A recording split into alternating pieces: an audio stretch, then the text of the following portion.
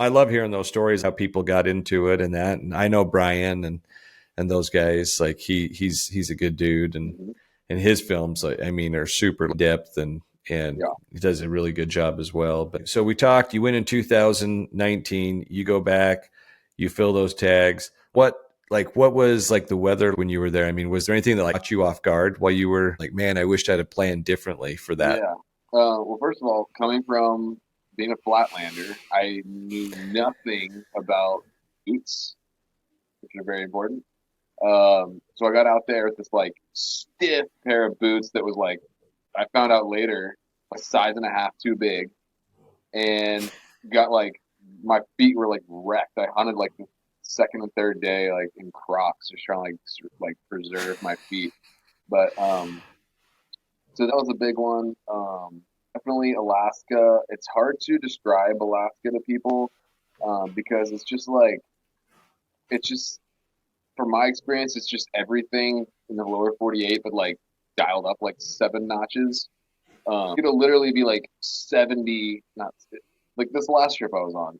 One day it rained all night. It started snowing. It was snowing most of the day. The next day it was 60 and sunny. Um, it just like the dreams can come. You pretty much have to plan on like spending Everything. an entire 24 hours in your tent being rained on in Alaska. It's just like a thing.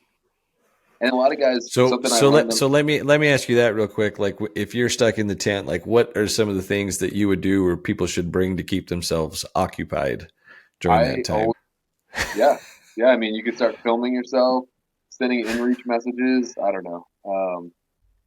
It definitely gets weird, and that is one point that I will say that's good for new people is something I learned on that trip, which my buddy taught me. He called it backcountry longevity, which is you get out there, it's raining. So if you're in Alaska, you feel like, well, I just got to tough it out. I got to get out in the rain and just sit out there in the rain.